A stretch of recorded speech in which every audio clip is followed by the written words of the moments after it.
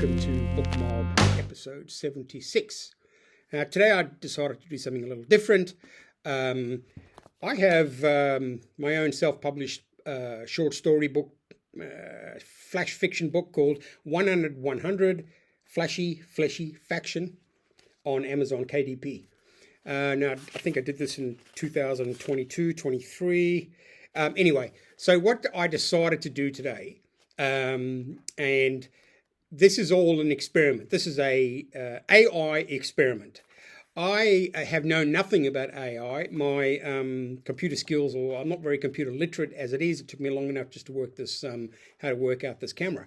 Now, what I want to tell you is that I don't know. AI to me is, it's everywhere. It's on all the platforms. Everyone's talking about it, and I kind of have. I personally, I have sort of no use for it other than maybe asking questions on Google. And I think Google's the Google page now just uses an AI to answer some, to some queries and questions.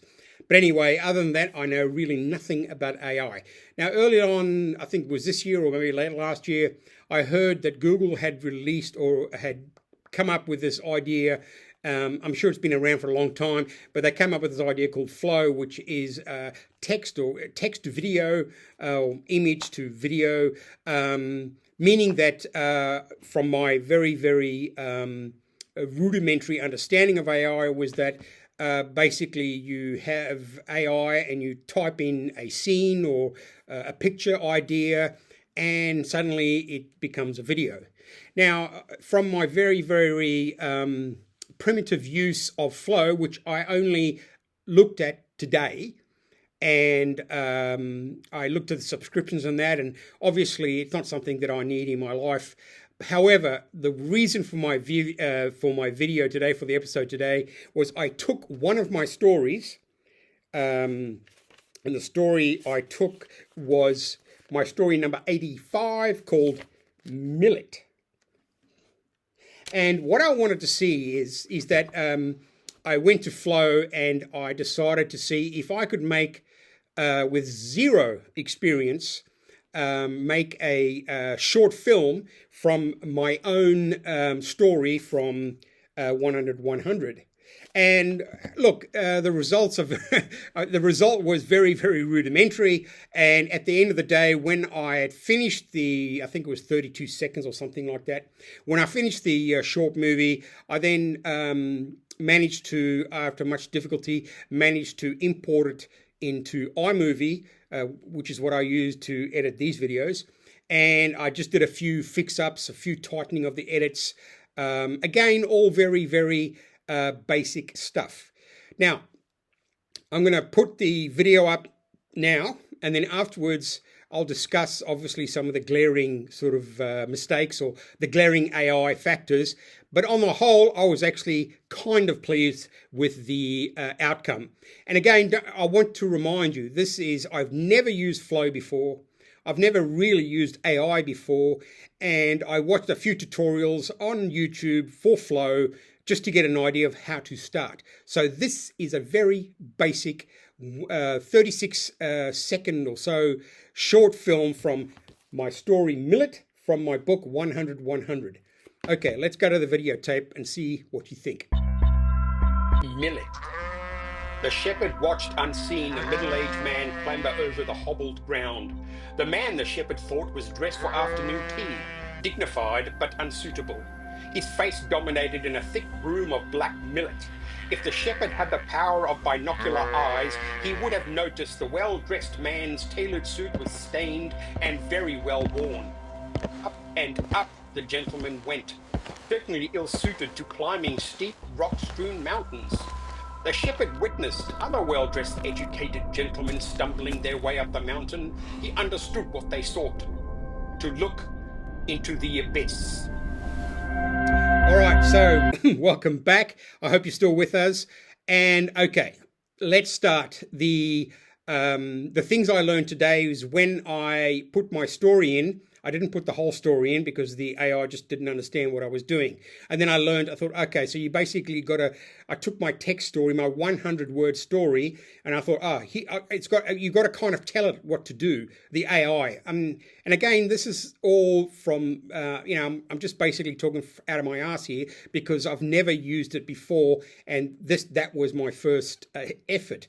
So when you see the first shot, I told Flo, have a shepherd on a rocky outcrop, and him pointing to the sky or something like that. And if you notice, as the shot goes in, which I thought was great, I think the actual shot itself was visually quite good. But the sort of inconsequential meh, meh, and then silence, and then meh. I mean, I didn't know how to take that sound out, so I had to leave it in and sort of use it for. Then the second shot was of I said get the shepherd to look to his left as if he's looking at someone, and see, this is where I learned. Obviously, they used a different shepherd. It wasn't the same character. I guess I should have said use the same shepherd from the shot one. I think that's how you would have to do it, because there's a whole lot of lingo you have to learn. A whole lot of what's the word they use? Oh God, I'm getting old. There's a whole lot of jargon that you have to learn in order to push your narrative, your story into the video. If you've got to maintain the continuity of things, and that I failed to do that obviously throughout. And in the third sort of scene or third picture, I had the guy in the blue suit with the moustache, and instead of and I did say walking up the mountain. For some reason, the AI had him walking down the mountain. Again, that's superficial. And on the fourth and final frame or scene or act, whatever they call it, I said take the man in the blue suit, just assuming that the AI would remember the man in the blue suit with the moustache. I just put take the man in the blue suit walking to look into the abyss, but it just used another bloke in a blue suit, so it wasn't obviously the same character. And again, I was just doing this as an experiment to see how it would look and how it would turn out. I do think there is some positive aspects to it. What did I learn? I think I learned that AI in the video sense is actually not. It's not easy. The creator is required to do a hell of a lot of work. You've got to learn so much in order to get a streamlined product out in the world. So it's not like you go to the AI and say blah blah blah, do this, and it just doesn't. Well, so far it doesn't do that. For someone who's never used it, I've never used Flow until today. I've never even interacted with AI that much. So I was I wouldn't say impressed with my output, but I was pleased with what I came up with and what I learned. And even though the clear mistakes were different characters for the same character, instead of going up, he was going down. And also in the final shot, it was the same. It was a blue suit, but it wasn't the same blue suit character from the third scene.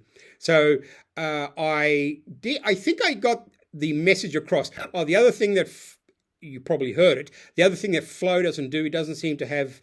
And this is only from my thing, I couldn't find it. It doesn't seem to have a narrative function where you can type in text and tell the AI, I want all this text read over the top, because I really do not have a commanding voice or a film narrative voice that can be used. So, I mean, obviously I was just forced to use my own narration, which I put over the top. And again, the other thing I would have done is separating separating the text so it sort of matches the picture. There was a few problems obviously with that, because I'm talking and things are not happening at the same time. But again, that's something you would, I guess, learn to do over time.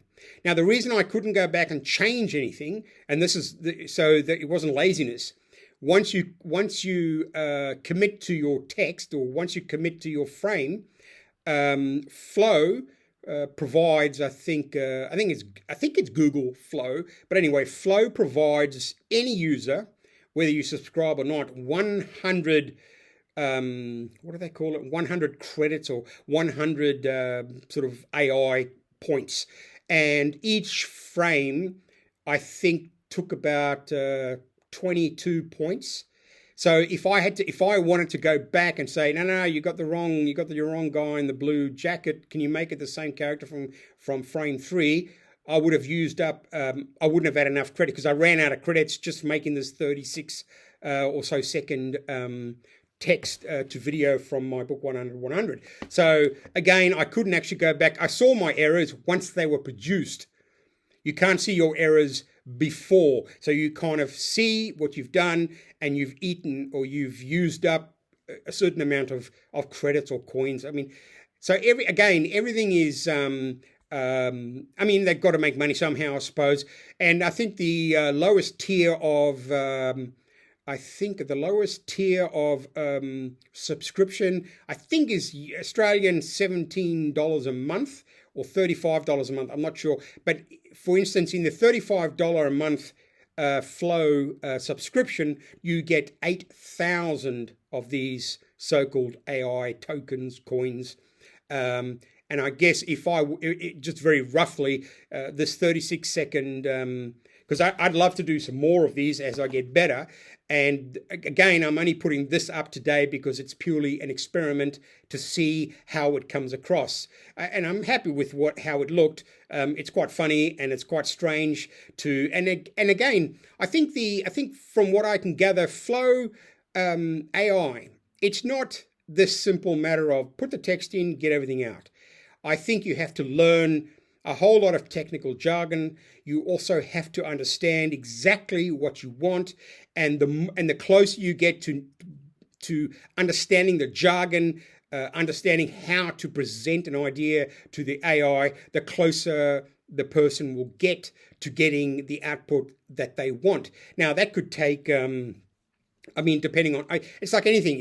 The more hours you put in, the more you get out. The difference with this is, even if you pay the $35 a month, you only get 8,000 credits. So that still doesn't leave a lot of room for experimentation and for fixing up mistakes, because once you run out of those 8,000 coins, you have to buy more, even though you're already paying subscription. So it's like, when you go on Prime Video, you get all these. You pay a Prime subscription, but then within Prime, you just assume at the beginning, like I did, there's all things are free. No. Prime offers you free stuff, but then within it is planted rent or buy within the thing. Same thing with Flow AI. I did try another AI. Well, I didn't try, but I did look at something called LTX, and boy, that was a nightmare. And I went back to Flow and Google Flow compared to LTX for beginners, for nobody, for know nothing about AI. The experience was just so different. Now, my whole point is I'd love to make 100 short films from my book 100. And obviously that would require so much more than the free 100 coins a month. I'm not even sure how far 8,000 would go. It's something you have to think about, obviously. But I'm so pleased that I finally connected with AI in a practical and entertaining way by trying something that I've created, and from the short sort of the short engagement with AI at this level, I can see a whole lot of different sort of ideas, the ideas I had before compared to the ideas I have now. If I can be very crude and say something like, Flow AI, what did it offer me today? It offered me a cameraman, it offered me actors, it offered me lighting, and for things that I could never do, things I could never do on my own. And my inability to create something better was purely because of my experience, which is, at the moment 1%. But I can see that if I concentrated and spent more time on using Flow and translating and learning the jargon, becoming more technical, I can see the worth of how AI is going to provide at least from my point of view, at this very, very animal level, some goodness in the sense that, I mean, I'm not out here to make money. My channel makes no money. I mean, I'm lucky if I get 50 views. But the point is that it does improve your opportunity for getting ideas out there in the world. And for me, Flow certainly demonstrated today that even though the idea is fantastic. I mean, I'm not saying my work is fantastic. I'm just saying that the opportunity to do what I did today in a couple of hours is something that I would never been able to do without AI. AI, like I said, gave me an opportunity to use my creative mind and as well as baffle through. I mean, I've got a long way to go for the technological side. My computer literacy is very low. But I was excited today to be engaging with AI at this level, and I could see, I can already see just from today's experience where I need to tighten up, where I need to learn more in that short 36-second film, whatever. From my idea, from my book into a video, substandard video, of course. But again, I want to remind you, it was purely an experiment to see. Again, I want to tell you, I've never ever engaged with AI at this level ever. Flow, it's the first time Flow has ever been on my laptop, and I just want to say that to anyone out there who's as illiterate as I am when it comes to AI, when it comes to computers for that matter, if you just give yourself a go, if you just say to yourself, I'm going to risk it. So now I've got to consider, what am I going to do? Am I going to subscribe? It's something I have to think about, because it is expensive for my budget, my domestic budget. But on the other hand, if I got serious about it, I could see the amount of work I could do with the products, or not the product, but the concepts that I could put from my own book. I could make a visual representation, and I think that's a great idea. I need to learn more about audio though, because like I said, I couldn't find anything about audio on Flow. And the other thing, each block, each little story comes with its own background audio. And so you get that changing audio throughout the edited clips. And again, I'm sure if I'm told to put no audio in the background, I'm sure there's a prompt for that, but I have yet to discover it. Other than that, I thought it was fun. It was a learning curve. I do think it's a good thing. I mean, it hasn't changed my mind on AI. I am still baffled by AI. I'm still blown away. I don't even know what AI is. But from what I did today, it's opened up it's really opened up a dark room, or at least turned on a light, because I did see, and I did have fun. I had a lot of fun trying to engage with the AI to create my story, Millet, into a visual representation of my story, and I've got 99 more of them to go. So I think I'll give it a go, but I'll see what happens in the future. All right, that's it for this episode. But before I go, man, I just read The Fireman by Joe Hill. What a brilliant novel! I think I read it in how many days? I read it in 2 days. Just the best. I was so surprised. I love finding a new writer, a new novelist that I haven't heard. I mean, I've heard of Joe Hill, but I didn't know who he was. I know that he's the son of Stephen King. But this novel, man, it's just so entertaining, so thrilling. It's a great story. It's really bizarre, and it works. And I really like it. And in that vein, I picked up another novel by Joe Hill. And apparently this says Nosferatu. So you kind of get the idea where this book is coming from. And again, totally engaged. I bought it. I started reading it on what's today, Friday. I started reading it on Wednesday, and I'm 2/3 the way through it. So again, another great novel by Joe Hill. Highly recommend it. Great stuff. Okay, so that's it for Book Mob episode 76. Thanks for watching. I hope you're still with me. And I'll be back next week with another episode as soon as I can make one. Have a great week. See you in the bookshop. See you in the secondhand bookshop. See you in the libraries. See you reading. Keep reading. Bye.